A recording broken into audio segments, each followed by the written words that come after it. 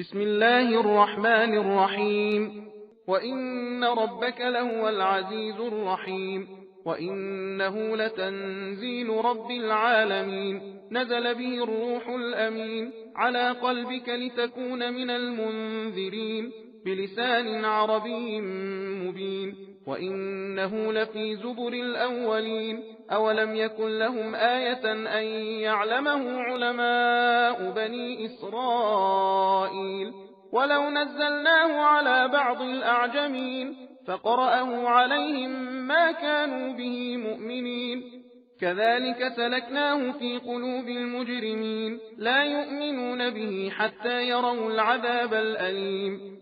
فيأتيهم بغتة وهم لا يشعرون فيقولوا هل نحن منظرون أفبعذابنا يستعجلون أفرأيت إن متعناهم سنين ثم جاءهم ما كانوا يوعدون ما أغنى عنهم ما كانوا يمتعون وما أهلكنا من قرية إلا لها منذرون ذكرى وما كنا ظالمين وما تنزلت به الشياطين وما ينبغي لهم وما يستطيعون إنهم عن السمع لمعزولون فلا تدع مع الله إلها آخر فتكون من المعذبين.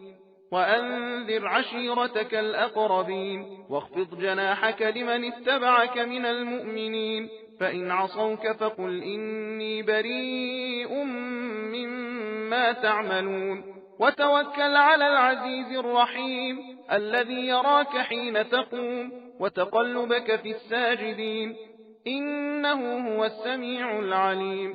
هل أنبئكم على من تنزل الشياطين تنزل على كل أفاك أثيم يلقون السمع وأكثرهم كاذبون والشعراء يتبعهم الغاوون ألم تر أنهم في كل واد يهيمون وأنهم يقولون ما لا يفعلون إلا الذين آمنوا وعملوا الصالحات وذكروا الله كثيرا وانتصروا من بعد ما ظلموا وسيعلم الذين ظلموا أي منقلب ينقلبون. सबील कुरान हिदायत का रास्ता।